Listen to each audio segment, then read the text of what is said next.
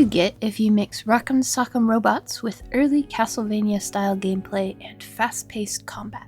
Well, you might get something like Override Oblivion. The devs over at Humble Mill have promised over 23 weapons in this game, and a fast-paced, action-packed adventure full of killer robots, one of whom is you. You start the game as Crimson, a robot whose creator Willen is plagued by troublesome dreams of something or someone called Eset. And that's about as far as I got story-wise, cause this game is Souls-like in its difficulty and has no Babby's First combat platformer setting. In fact, it has no difficulty settings at all. I seriously hope the devs change that, cause I love the aesthetic of this game, and I'm curious to learn more about the story, but I am by no means skilled enough to enjoy the current challenge level. Alright, let's talk mechanics and controls. You can do mouse and keyboard only, or controller. I found keyboard only a little strange initially, but it's definitely my favorite of the three so far. Controls for basic movement are what you would expect, with up allowing you to wall run up any size of wall. Very fun initially, but the novelty wore off pretty fast. Though, I still appreciate not being forced to do well-timed wall jumping back and forth to get up vertical drops. One of the key elements of movement is the dash.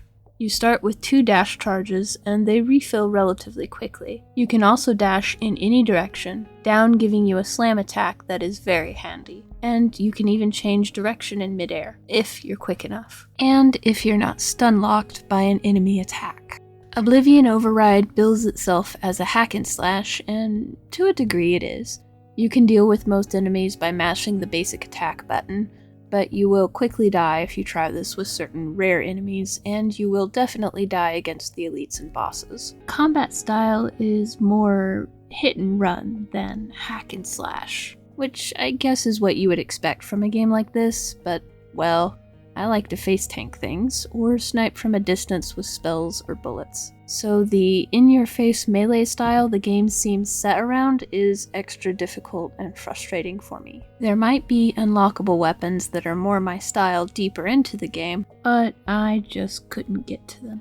On the topic of unlocking, Nico is a character in the sub-level of your base who crafts weapons for you. When you find a blueprint chip on a run and bring it to her, along with necessary funds, she will craft a new weapon for you. Initially, I thought I was unlocking weapons in a kind of armory and would be able to pick and choose what I wanted at the start of a run, but not so. There might be a perk that unlocks this element, but I wasn't able to get it. On the second story level of your base, there's a chair that allows you to get a selection of permanent upgrades to your character, if you have enough of the green cubes. In the fashion of any true roguelike, you will earn XP in the form of pink cubes, which I think are called nanites. Skills will cost different amounts of nanites based on how awesome they are. You'll get a random selection of 3 to choose from, and these will power up a secondary set of specializations based on categories. As you can see, you start out with 6 secondary skill sets, and there are 6 more that can be unlocked. Now, keep in mind that I am by no means a pro gamer. I do recommend focusing on 1 or 2 secondary skill trees as they make a much bigger impact than just doing a scattershot of the basic unlockable skills. Highly recommend rage skills, which increase your crit rate. I found that to be the most useful boost by far, especially with faster striking weapons like the silver dagger and bayonets. As far as exploration, the first level is quite small, or at least began to feel quite small after my 500th run through it. That is probably not an exaggeration by very much. You'll need to defeat the rooftop boss Smasher to unlock more areas. Visually, I am absolutely in love with this game. It's got a lot of detail, the enemies are immediately identifiable visibly, the color palette really sells this post-robotic apocalypse feel of a grimy, mechanized world teetering on the edge of self-annihilation. I fucking love it. Side note on pickup items, I did find one that changed Crimson's hair to a stylish shade of gold, and I really liked that.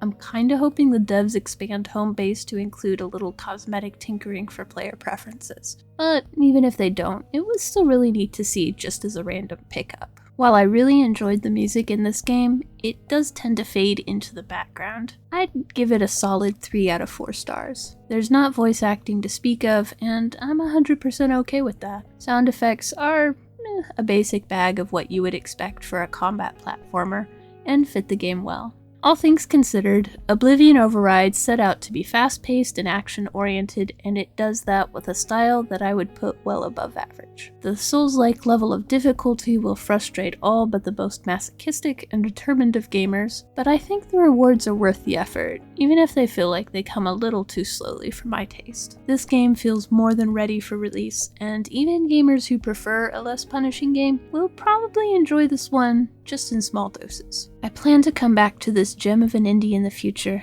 and I look forward to seeing it improve. It was obviously built with a lot of love.